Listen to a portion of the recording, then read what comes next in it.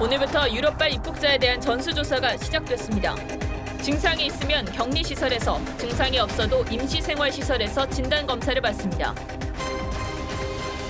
미국의 코로나19 확진자가 2만 6천 명을 넘어섰고 만여 명의 확진자가 발생한 뉴욕주에는 중대 재난지역이 선포됐습니다. 하루 새 800명에 가까운 사망자가 나온 이탈리아는 필수 사업을 제외한 모든 공장의 운영을 전면 중단하기로 했습니다.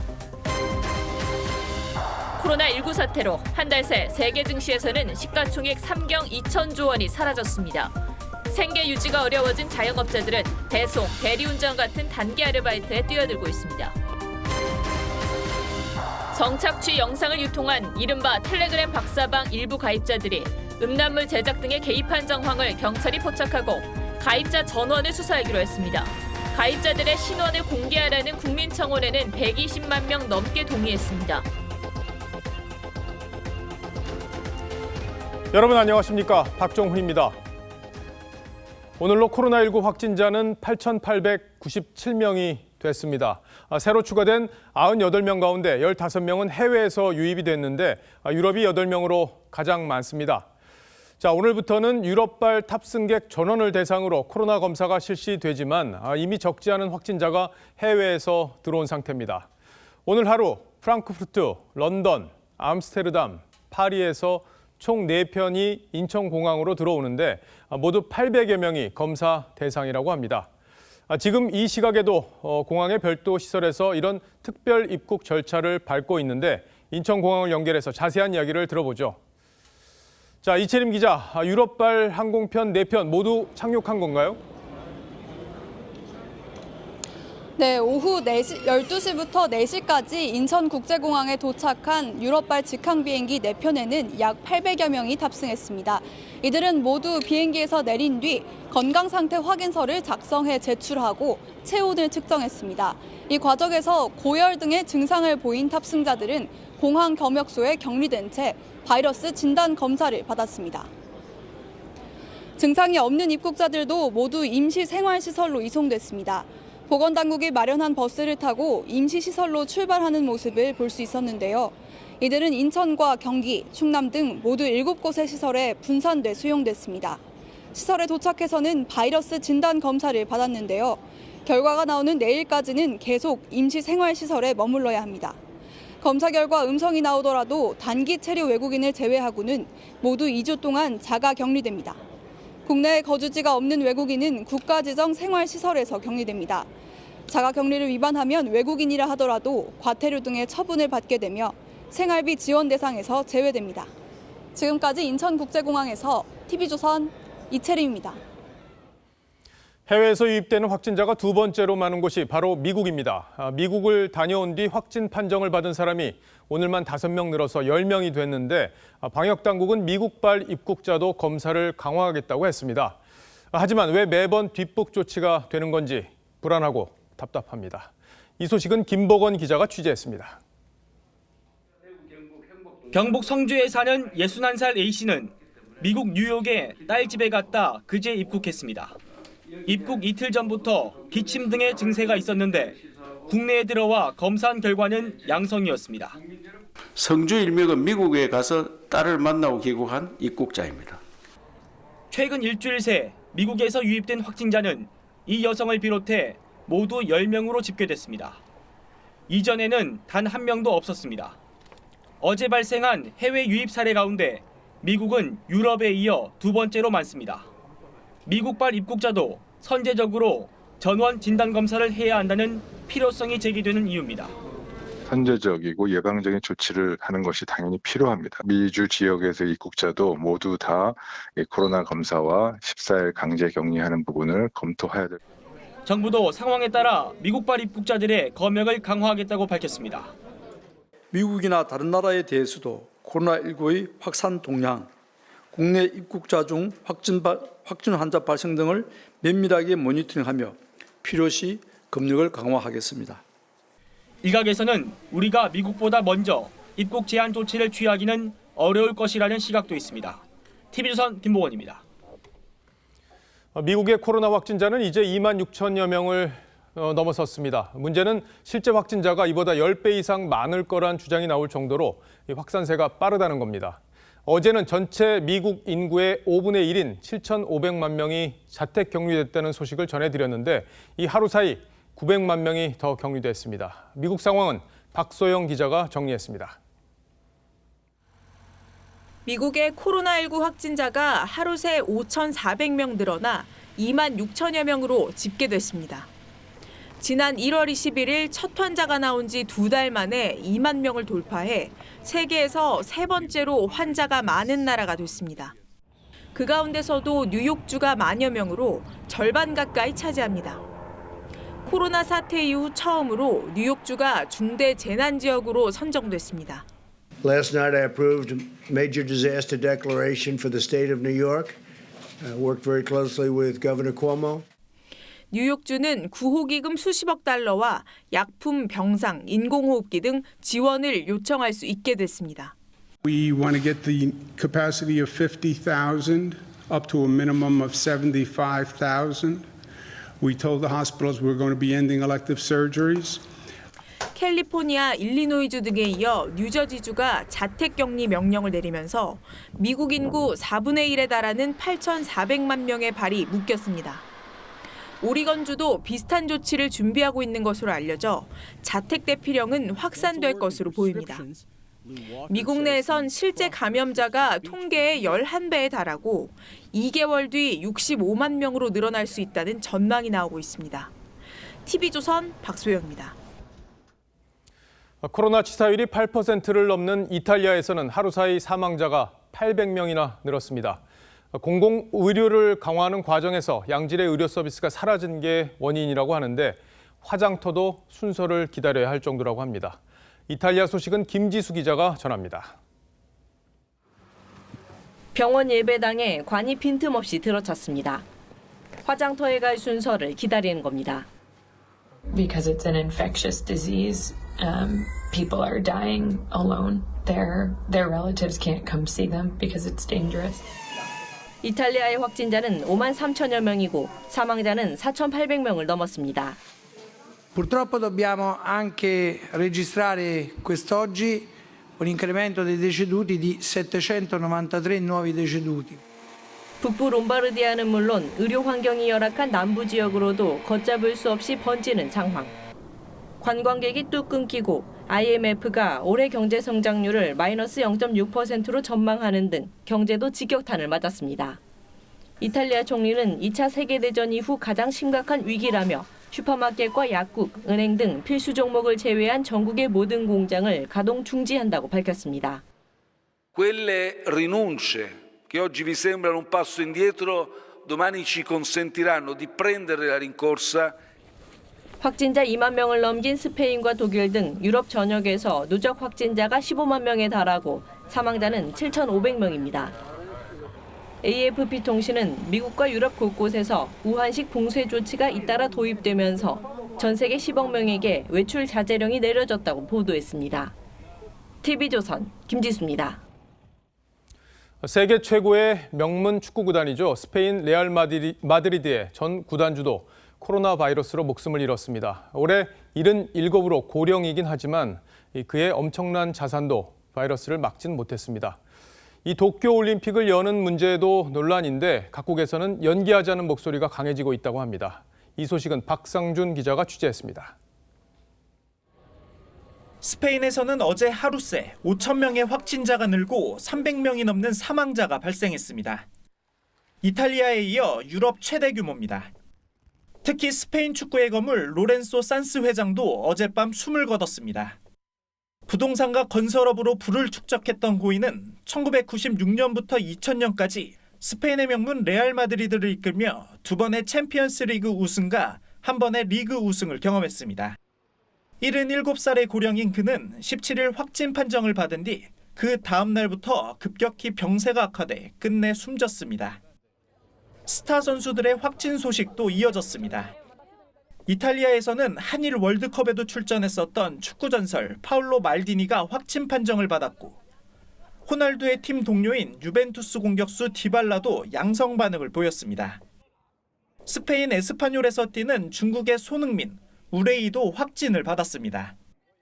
선수들의 피해가 늘면서 도쿄올림픽 연기를 주장하는 목소리에도 힘이 실리고 있습니다. 스페인과 노르웨이, 브라질 올림픽위원회가 연기를 주장하고 나섰고 올림픽 강국 미국의 육상연맹과 수영연맹까지 연기를 요청했습니다. 지난주 현장의 의견을 청취했던 국제올림픽위원회 IOC는 이번 주 다시 집행위원회를 열고 올림픽 문제를 재논의하기로 했습니다. TV조선 박상준입니다. 종교 집회 자제 권고가 한 달째 이어지면서 오늘은 곳곳에서 현장 예배를 진행하는 교회가 있었습니다.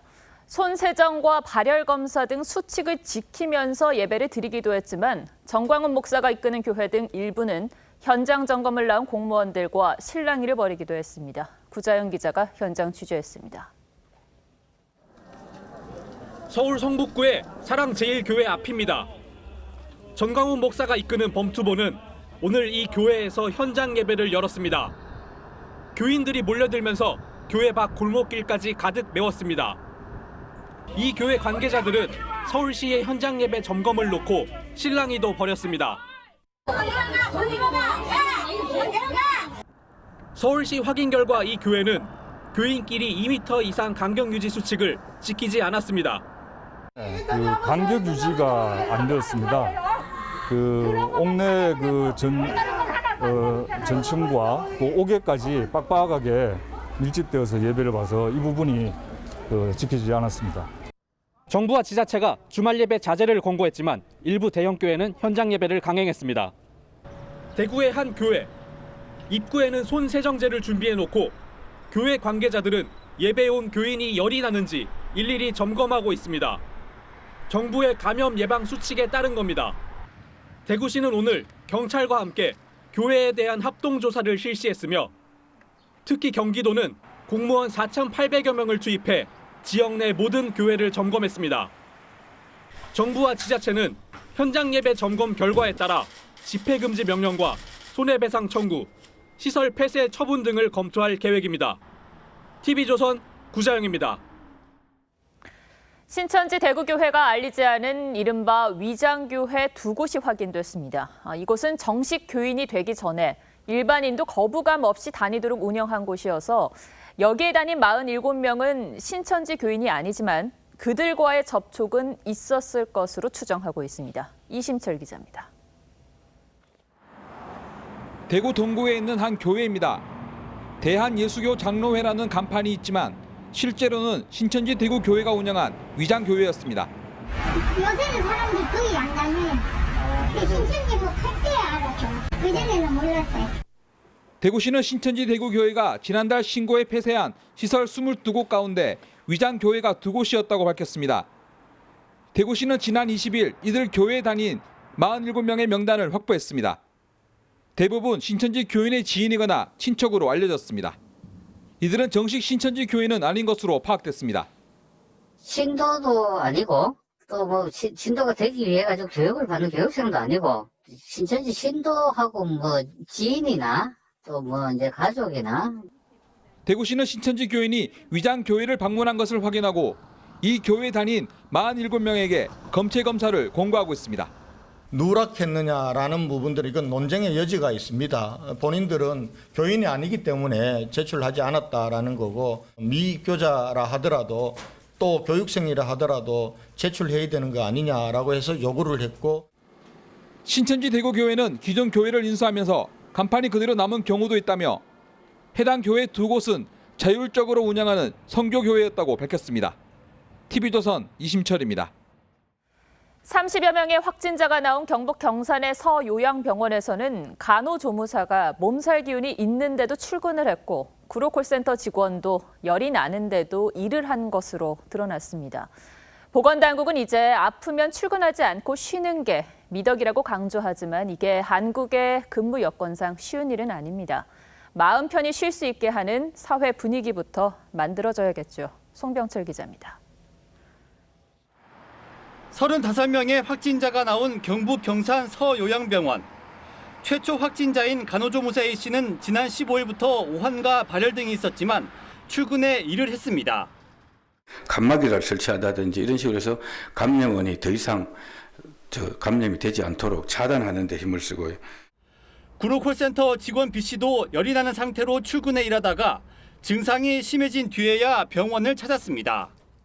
발열이라든지 증상이 있을 경우에는 업무에 종사하지 않는 것이 가장 기본적인 것인데 그런 것들이 이행되지 않은 것이 문제는 아파도 쉴 수 없는 근무 형태나 조직 문화입니다.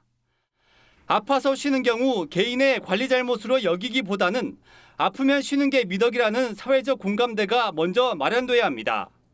코로나19가 보이는 그런 증상을 보일 경우에는 어떤 경우에도 본인이 감염 확산을 시키는 행위를 해서는 안 됩니다.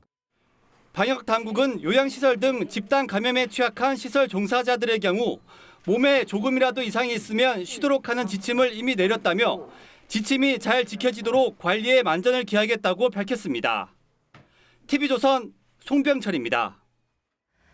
바이러스와 싸우는 사이 어느새 봄이 우리 곁에 다가왔습니다. 집에만 머물던 시민들은 마스크와 손 세정제를 챙겨 실내가 아닌 공원과 바닷가를 찾았습니다. 하동원 기자입니다. 활짝 핀 노란 수선화가 봄바람에 흔들립니다. 부산의 낮 기온이 18도까지 오르면서 부산 5, 6도에는 나들이 객으로 북적였습니다. 시민들은 공원에 핀 수선화를 배경으로 사진 찍으며 봄 기운을 만끽했습니다. 노란 꽃이 너무 예뻐요. 코로나 감염 예방을 위해 외출을 자제하던 시민들은 포근한 주말 날씨에 마스크와 손 세정제를 챙겨 외출했습니다. 위생적으로 좀 신경이 쓰였는데 마스크 꼭 착용하고 있고 손소독제도 계속 대중교통 이용할 때마다 사용하고 있어서. 바닷가도 나들이 객으로 북적였습니다. 오랜만에 집 밖으로 나온 아이들은 바닷물에 발을 담그고 시원한 바닷바람을 쐐니다. 요새 먹고 학교도 안 가고 어린이집도 안 가고 있어요. 애들 아파트에 사니까 이제 층간소음 이런 것 때문에 애들 좀 스트레스 좀 풀어주러 이제. 정부가 외출 자제를 당부하면서 대부분의 시민들은 야외 활동을 선택했습니다. 이 지역 감염 때문에도 말 많고 이래서 저희는 일단 최대한 실내보다 실외 쪽으로 해서 이제 아이들이랑 좀 뛰어놀려고 나왔어요. 코로나19 확산 여파에 봄 나들이 풍경마저 달라지고 있습니다. TV조선 하동훈입니다. 코로나 사태로 전 세계 경제는 대공황에 버금갈 정도로 추락하고 있습니다. 지난 한 달간 세계 증시는 무려 3경 2천조 원이나 증발해버렸죠. 그 끝을 알 수 없다는 게 우리를 더 큰 공포로 몰아넣고 있습니다. 소비가 줄고 고용이 감소해 경제가 마이너스 성장하는 패턴이 예상되는데 이게 1929년 시작된 대공황과 비슷하다고 경제 전문가들이 진단하기 시작했습니다. 국내 대기업들도 해외 공장문을 닫으면서 큰 피해가 예상됩니다. 이 소식은 임유진 기자가 취재했습니다. 관객도 취재진도 없는 텅 빈 행사장에서 신형 아반떼가 유튜브로 공개됩니다. We'd hope that many of you could be with us in person for this event, but the show must go on. 현대차는 주력 판매 모델의 실적 개선을 기대했지만 바로 다음 날 코로나19 확진자가 나오며 미국 공장 문을 닫게 됐습니다.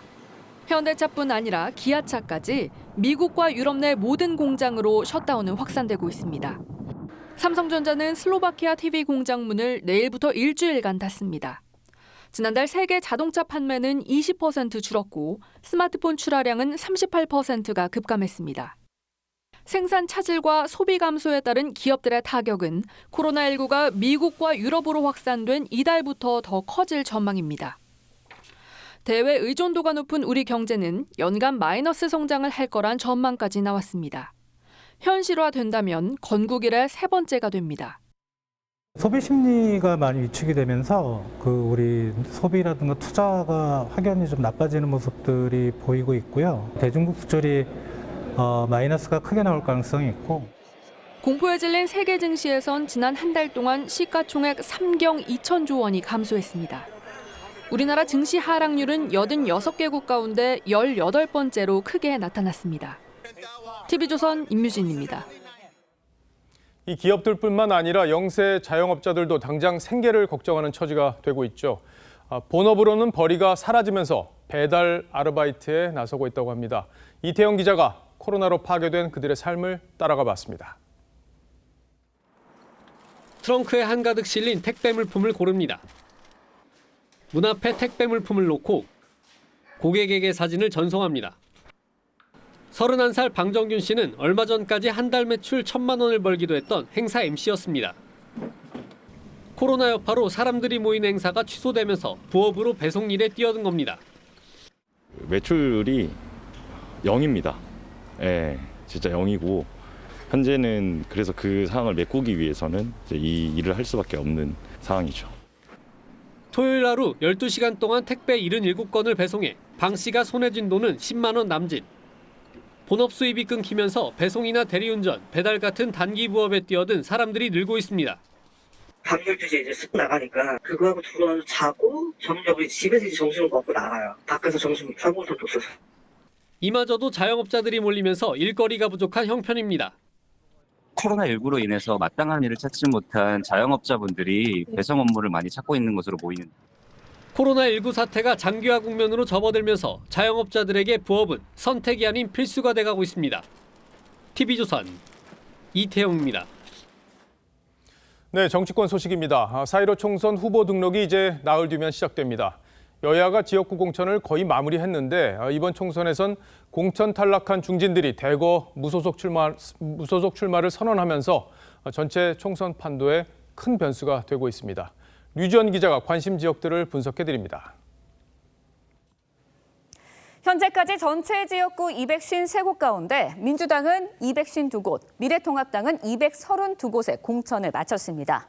최대 40명의 현역 교체가 예상됐던 민주당의 경우 의원 130명 가운데 37명, 28.5%가 교체됐고 현역 절반 물갈이를 예고했던 통합당에서는 121명 중에 43%의 현역 교체율을 기록했습니다. 그런데 여야 모두 공천에서 배제된 전현직 중진 의원들이 대거 무소속 출마에 뛰어들면서 총선에 큰 변수가 됐습니다. 1대1 구도가 깨진 지역 살펴보도록 하겠습니다. 탈당한 홍준표 전 대표가 출마하는 대구 수성을입니다. 민주당 이상식, 통합당 이인선 후보의 3파전이 예상됩니다. 네, 경남 산천, 함양, 거창, 합천에 무소속으로 출마한 김태우 전 경남지사는 통합당 현역 강석진, 민주당 서필상 후보와 맞서게 됩니다. 인천 미추홀 을에서는 민주당 남영희 후보와 통합당 안상수 후보가 무소속 현역 윤상현 의원과 경쟁을 하게 됩니다. 여기까지는 보수 야권표 분산이 변수가 될 걸로 보이는데 여권의 우려도 만만치 않습니다. 네, 3선의 민병도 의원은 서울 동대문 을 지역에서 민주당 장경태 후보와 또 통합당 이혜훈 후보를 상대해야 합니다. 또 문희상 전 국회의장의 아들 문석균 씨는 지역구 세습 논란이 있었던 경기도 의정부갑에 무소속으로 도전을 합니다. 민주당의 오영환, 통합당의 강세창 후보에 친박신당 홍문조 후보까지 가세했습니다. 4선의 오재세 의원이 무소속으로 출마한 충북 청주 서원에서도 민주당 이장섭, 통합당 최현호, 민생당 이창록 후보가 경쟁할 전망입니다. TV조선 류지연입니다. 더불어민주당이 참여하는 비례정당인 더불어시민당이 비례후보 발표를 앞두고 있습니다. 이 정당은 친문, 친조국 인사들이 주축이 된 시민을 위하여를 모태로 만들어졌죠. 이들은 누구고 왜 정당까지 만들었는지 한 발 더 깊숙이 들어가 보겠습니다. 오늘은 김미선 기자와 함께합니다. 자, 어서 오십시오. 자, 시민을 위하여가 조국 수호 집회를 주도했던 개국본이 중심이 됐다. 이건 시청자 여러분들도 다 아시는 건데 개국본은 어쩌다 탄생한 겁니까? 문재인 정부 출범 이후인 2019년 7월 28일 진보 인사들이 다음 카페에 개싸움 운동본부를 만듭니다. 개싸움은 우리가 할 테니까 문재인 정부는 꽃길만 걸으시라는 뜻에서 붙인 이름이죠. 조국 수호 집회 전후 개총수의 발언 들어보시겠습니다. 물어! 그러면 물어 가서 그냥 다. 싸워! 그러면 싸워! 나와! 그러면 나와 그냥! 나와서 그냥 하면 돼 우리 개국본은. 무슨 의견들이 그렇게 많어? 인사도 하지 마 서로. 무슨 거기는 독재예요. 맞아.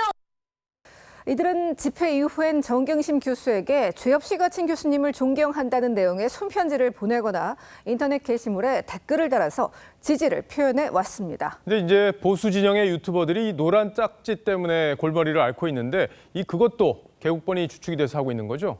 네, 맞습니다. 조국 사태 즈음에서 텔레그램 방을 만들어서 보수 유튜버들에게 노란 딱지를 붙이는 활동, 이른바 밭갈기를 해왔습니다.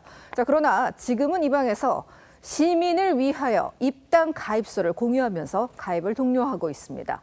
제도권 정당으로서 자리를 잡아가는 모습입니다. 자, 그러면 개국본은 시민의 정당 창당 과정에서 정확히 어떤 역할을 한 겁니까? 지난달 말 여권에서 비례정당 필요성이 언급된 이후에 개국본 사이트 등에서는 신당의 당명을 시민의 정당으로 하자는 구체적인 이야기가 언급되기 시작했는데요. 개국본의 개총수는 자신의 유튜브 채널에서 직접 그 창당 배경도 밝혔습니다. 살다 촛불만 들면 문재인 정부를 지킬 수 있을 줄 알았다. 문재인 대통령 지키기가 정말 힘들다. 이렇게 밝혔습니다. 결국에는 문 대통령을 지키기 위해서 당을 만들었다 이런 건데 자, 그러면 더불어시민당의 핵심 인사들은 누굽니까? 더불어시민당의 공동대표는 최백은 우희중 교수인데요. 최백은 건국대 교수는 조 전 장관 사태 직후 열린 집회 때 단상에 올라서 우리 국민이 조 교수와 그 가족에게 큰 빚을 졌다. 가족의 희생으로 이 땅의 매국노를 커밍아웃 시켜줬다. 그리고 조국 가족의 희생으로 국민들은 저들이 우리와 같은 인간이 아님을 알았다. 이렇게 밝힌 바 있습니다. 우희정 서울대 교수는 검찰 수사를 조국 마녀 재판이라고 했었습니다. 근데 이제 조국 일가가 왜 재판을 받고 있는지 전 국민이 지금 알고 있는데 이런 상식과는 좀 괴리가 있어 보이는 말들이네요. 자, 그러면 이 더불어시민당이 어떤 사람들을 공천할지도 좀 살펴봐야 될 텐데 공천관리위원장이 된 소설가 정도상 씨인가요? 이분은 네. 어떤 분인가요? 네, 지난 문인 작가 1276명이 조 전 장관에 대해 지지 성명을 낼 때 함께 참여한 바 있습니다. 공천위원인 김호범 부산대 교수는 조국 지지 교수 성명을 대표 발의한 바도 있습니다. 결국에는 이제 공천 과정에서 친조국 성향 인사들이 대거 공천이 될 가능성이 있다 이렇게 볼 수 있겠는데 자, 그런데 민주당이 조국 사태에 대해 사과를 했었잖아요. 그런데 네. 이 시민을 위하여를 플랫폼 정당으로 삼은 이유가 있을 것 같아요. 원로 중심인 정치개혁연합보다는요. 지지 기반이 확실한 곳을 선호하지 않았겠느냐 이런 분석이 정치권에서는 나오고 있습니다. 네, 그런 속사정이 있었군요. 잘 들었습니다. 지금까지 김미선 기자였습니다. 네, 여성들의 성착취 영상을 SNS에서 유통한 이른바 박사방 사건. 실체가 드러날수록 충격을 더하고 있습니다.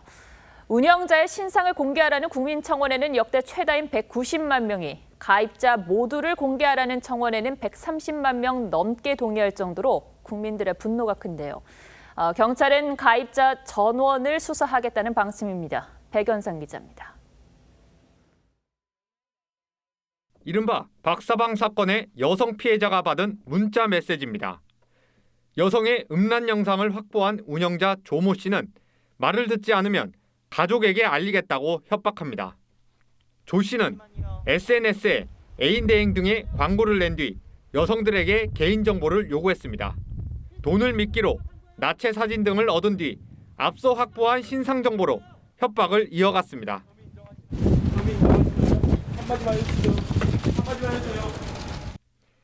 박사방 가입자들은 20만 원에서 155만 원을 내고 영상을 봤습니다.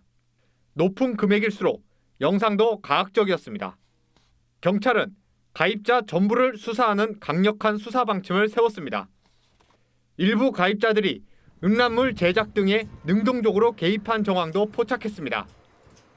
가입자 전원의 신상을 공개하라는 청와대 청원은 130만 명을 넘었습니다. 사회적 안전을 위해서 참여자들의 신원을 공개해야 이제 일반인들의 신변 보장이나 안전이 최우선시 될 수 있다고 생각해서 운영자 조 씨의 신상 공개 요구는 190만 명을 넘어선 상황. 경찰은 다음 주 운영자 조 씨에 대한 신상 공개 여부를 논의할 예정입니다. 공개 결정이 나면 강력범죄가 아닌 성범죄로는 첫 번째 사례가 됩니다. TV조선 백연상입니다. 오늘 새벽 서울 지하철 마곡역 역사 일부가 인근 상수도관이 파손되면서 물에 잠겼습니다. 8시간 만에 복구됐지만 열차를 타려는 시민들은 불편을 겪었습니다. 권형석 기자입니다. 지하철 역사에 발목 높이까지 물이 들어찼습니다. 물을 빼기 위해 배수 장비까지 동원됐습니다.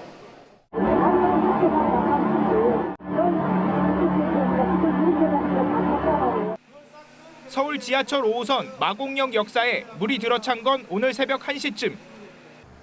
지하철 출구 공사를 하던 작업장 인근에서 상수도관이 파손돼 물이 샌 겁니다. 공사하면서 땅을 파느냐고 거기다 노출을 시켜놨어요. 보강을 해놨는데 거기서 안 빠지는 거예요.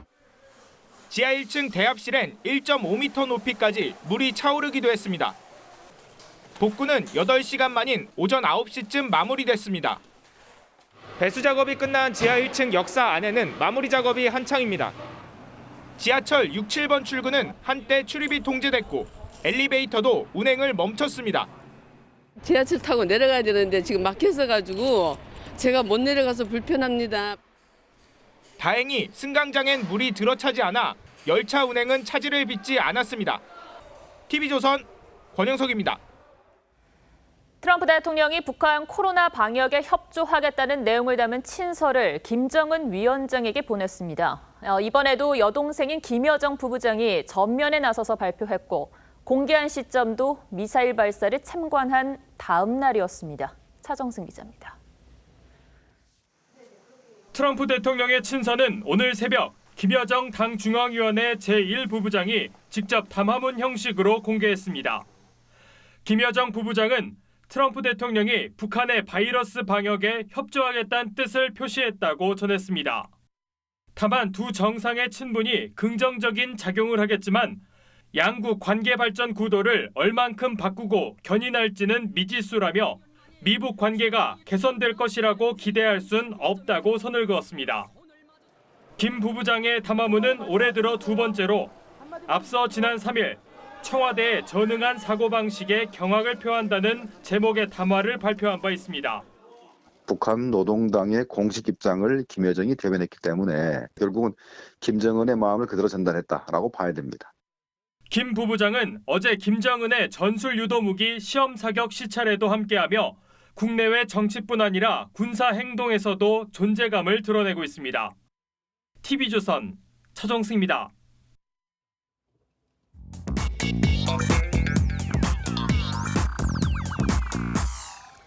궁금한 뒷이야기를 들어보면서 물음표가 느낌표로 바뀌는 뉴스의 재구성, 뉴스야 시간입니다. 오늘은 정치부 서주민 기자와 함께합니다. 네. 자, 첫 번째 물음표 보죠. 네, 첫 번째 물음표는 범여 비례당 경쟁 자충수로 하겠습니다. 자충수. 예, 여권의 비례정당이 지금 두 개잖아요. 네. 민주당이 포함된 더불어시민당 그리고 이제 정봉주, 손혜원 두 사람이 주도하는 열린민주당. 이제 그런데 두 당이 묘하게 지금 경쟁을 하게 됐어요. 예, 크게 두 당인데 그 한국갤럽이 최근에 그제 의미 있는 여론조사를 내놨습니다. 그동안은 이 어느 정당을 지지하느냐만 물었었는데 거기에 더해서 총선 때 실제로 어느 정당을 찍을 것이냐라고 물었습니다. 그러니까 지지하는 정당, 찍을 거냐 하는 정당 두 개 설문조사 결과가 달랐습니까? 달랐습니다. 먼저 민주당의 비례연합정당에 찍겠다는 이 예상 득표율은 민주당 지지율보다 5%포인트 낮아졌습니다. 반면 이 열린민주당은 지지율이 1%밖에 안 됐지만 이 찍겠다는 예상 득표율은 3%포인트 오른 4%였습니다. 미래통합당은 변화가 없었습니다. 그러면 이 수치를 놓고 여론조사 수치를 놓고 한번 의석수를 시뮬레이션 해보면 어때요? 예, 저희가 자체 시뮬레이션을 한번 돌려봤습니다. 민주당의 비례연합정당은 21석, 열린민주당은 2석을 가져가는 것으로 나왔습니다. 그러니까 여론조사 이 기관별로 수치가 좀 다르기는 하던데 어쨌든 열린민주당이 2석 이상을 가져갈 거다 이렇게 보고 있는 거네요. 네, 그래서일까요? 윤호중 사무총장이 오늘 열린민주당을 강하게 비판하면서 이 경계를 했습니다. 열린민주당이 현재의 공천 절차를 중단하는 것이 옳다 이렇게 생각합니다. 이 반면에 열린민주당을 주도하는 정봉주 전 의원의 얘기는 다릅니다. 결국 합쳐질 거라는 건데 역시 들어보시죠. 대화의 문은 늘 열려 있다고 말씀을 드렸는데 4월 15일까지는 전략적 이별입니다. 다만 두 곳 모두 민주당 지지층을 놓고 이 다툼을 벌이다 보니 선명성 경쟁이 더 치열해질 것이란 전망도 나옵니다. 조금 전 뜯어보니 코너에서도 보셨지만 두 당 모두 이 친문 세력과 친조국 세력이 주도를 하고 있습니다. 조국 사태는 정확하게 규정을 하자면 검찰의 쿠데타입니다. 긴 말 하지 않겠습니다. 한판 뜨는 수밖에 없습니다. 그리고 올해 안에 반드시 정리하도록 하겠습니다. 네, 방금 보신 황 전 국장, 이 법무부 고위 간부 출신인데도 굉장히 거친 표현을 썼는데 자신의 페이스북엔 이 검찰 쿠데타 세력 명단이라면서 윤석열 검찰총장을 비롯해서 현직 검사 14명의 이름을 올려 또 논란이 되고 있습니다. 대부분 현 정권을 향한 수사를 주도했던 검사들입니다. 예, 이제 사실 민주당도 이 조국 사태 당시에 청년들의 박탈감을 헤아리지 못했다. 네. 이렇게 하면서 사과를 했었는데 네.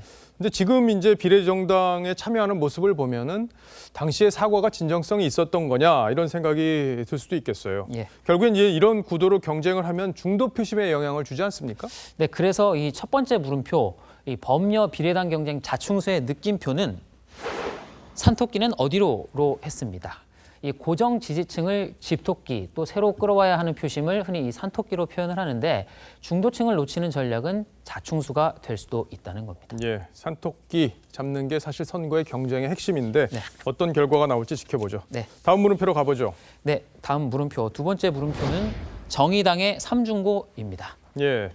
근데 지난해 이제 정의당이 4+1의 협의체에 참여해서 공수처법, 선거법 처리할 때만 해도 야, 이게 정의당 잘하면 20석 나오겠다 이런 얘기들이 있었잖아요. 네. 근데 지금 상황이 좀 달라진 건 분명해 보여요. 네, 그렇습니다. 아무래도 정의당으로서는 이 약속을 어긴 민주당이 상당히 원망스러울 수밖에 없을 겁니다.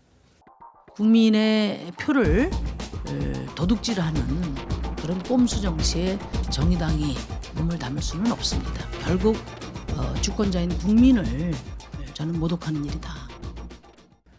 조금 전에 보신 갤럽 여론조사를 바탕으로 이 시뮬레이션을 역시 또 해봤더니 현재 지역구 2석을 그대로 가져간다라고 해도 6석에 그치는 것으로 분석이 됐습니다. 여기에 비례 1번인 류호정 후보의 대리게임 논란이 이어지면서 자체 득표율에도 이 부정적인 영향을 줄 것이라는 우려가 나오고 있습니다. 예, 그러니까 비례 의석 수는 더 늘어나기 좀 어려울 거다 이렇게 지금 전망이 되고 있는 건데 지역구 선거에서도 이 연대가 민주당하고 이제 잘 안 될 거다 이런 얘기들이 좀 나오고 있잖아요. 예, 그렇습니다. 이 심상정 대표의 지역구 고양갑의 이 최근 여론조사에서 심 대표는 이 오차 범위 내에서 각축을 벌이고 있습니다. 또 윤소아 원내대표 역시 여론조사에서 이 민주당 김원희 후보에게 큰 격차로 뒤처지는 것으로 나타났습니다. 지역별로 이 단일화 가능성은 열어뒀지만 감정의 골이 깊어서 이게 쉬운 과정은 아닐 것으로 보입니다. 예, 뭐 지금 와서 누구를 탓하겠습니까? 네. 자, 두 번째 물음표도 정리를 해보죠. 네, 두 번째 물음표 정의당의 삼중고의 느낌표는 틀리지 않은 슬픈 예감으로 했습니다. 지난해 말 미래통합당 김재경 의원이 했던 말을 한번 들어보시죠. 틀리면 제 손에 장을 지진다는 걸 전제로 제가 말씀드립니다. 민주당은 비례민주당을 만듭니다. 정의당을 비롯한 4개 정당 여러분들은 들러리를 서셨다는 것을 내년 4월에 알게 되실 겁니다. 예, 뭐 김재경 의원이 손에 장을 지지 않아도 되는 상황이 됐군요. 예전에 이제 2호 공감에서 저 슬픈 예감 이 가사가 있었는데 이런 가사가 있었는데 그 가사를 좀 빌어서 느낌표를 정리했군요. 네. 잘 들었습니다. 지금까지 서주민 기자였습니다. 네, 장안의 화제였던 미스터 트롯은 막을 내렸지만 트롯맨들의 진짜 활동은 이제 시작입니다. 진해오른 이명웅 씨 등 결승 진출자들이 앞으로 내놓을 노래는 어떨지 또 언제 들을 수 있는지 포커스에서 알아봤습니다. 사랑의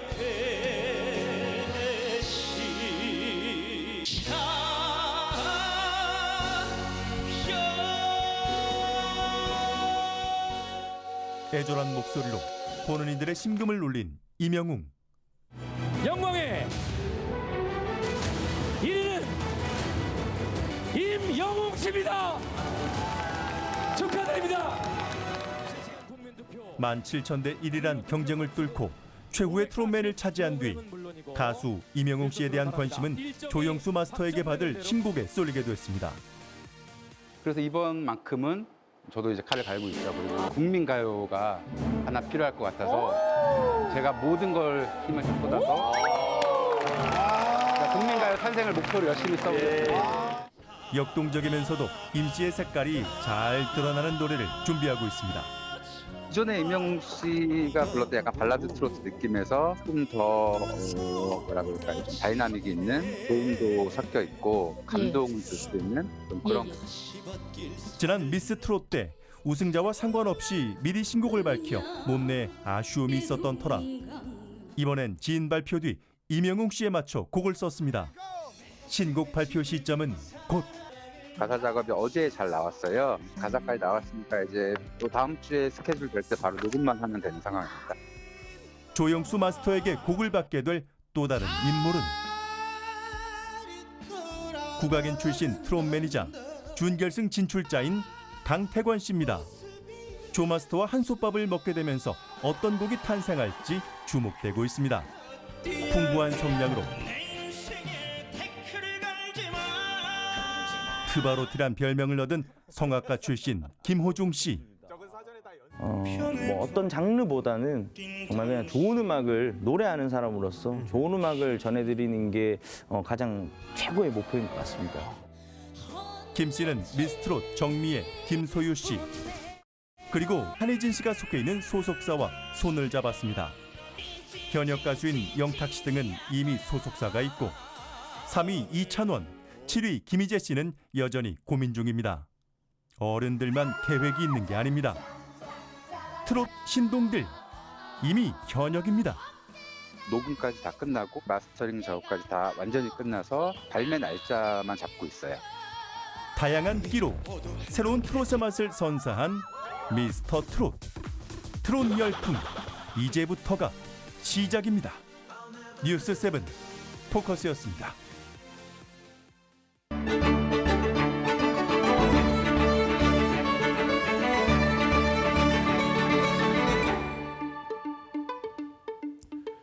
동양화에는 화상자찬이라는 게 있습니다. 자신의 초상화에 스스로 얼굴을 평가하는 글을 써넣는 것이죠. 박복한 관상이 어이 이 안에 있는가? 조선의 시조라고 일컫는다만 덕이 옛 현군보다 부족하여 부끄럽기 짝이 없네. 조선을 세운 태조 이성계의 화상자찬입니다. 자기 비하에 가까운 이 평가에서는 처절한 성찰을 통해 자만하지 않겠다는 의지가 엿보입니다. 요즘 코로나19에 대응하는 주변국들의 반응을 보면 이런 통렬한 자아성찰이 떠오릅니다. 대만에서 첫 코로나 사망자가 나오자 천수중 위생복지부 장관은 국민 앞에 눈물로 사과했죠. 하지만 한국에서 첫 사망자가 나온 날 청와대의 모습은 언급하기 민망할 정도였습니다. 사망자가 100명을 넘은 지금은 어떤가요? 신천지 교단을 중심으로 전국으로 급격하게 확산될 수 있었던 위험을 비교적 단기간에 통제하여 불과 일주일 전 신천지를 탓하며 내놓은 자화자찬인데 신천지 관련자를 빼더라도 확진자는 3,800여 명으로 전 세계에서 9번째로 많습니다. 때늦은 수출 차단 조치에 마스크는 동이 났고 이제 군인들까지 특정 업체들의 마스크 유통에 동원되고 있습니다. 한 주에 2장이면 충분하다는 정부 여당의 말 바꾸기에도 국민들은 묵묵히 줄을 섭니다. 우리가 해외 입국자 관리를 제대로 못한 사이 전 세계 174개국이 한국발 입국을 제한합니다. 중국 눈치를 보는 동안 오히려 중국이 한국으로 여행을 가지 말라고 했죠. 코리아 포비아가 우리 국격과 자존심을 무너뜨렸지만 강경화 외교부는 속수무책입니다. 정부는 우리 방역이 세계의 모범이라고 자평하지만 미국 타임지는 대만, 싱가포르, 홍콩을 우수 방역 사례로 꼽았고 한국은 초기 늑장 대처로 확진자가 폭증했다고 평가했습니다. 뉴욕타임스도 머지않아 코로나19가 종식될 거란 문 대통령의 발언이 큰 실수라고 지적했죠. 국내 6천여 명이 참여한 교수단체의 성명을 볼까요? 문재인 정부가 입국을 금지하지 않아 감염병이 창궐했는데도 사과도 하지 않았다. 민간의 방역 역량과 의료진의 헌신을 가로채 자화자찬하고 있다. 아무리 총선이 코앞이라지만 바이러스와의 전쟁이 한창인 지금 정부의 자화자찬을 듣고 있자면 얼굴이 붉어집니다. 우리는 언제쯤 다른 고려사항 없이 오롯이 방역에만 충실한 정부의 모습을 보게 될까요? 오늘 앵커가 고른 한마디는 낯뜨거운 코로나 자화자찬이었습니다.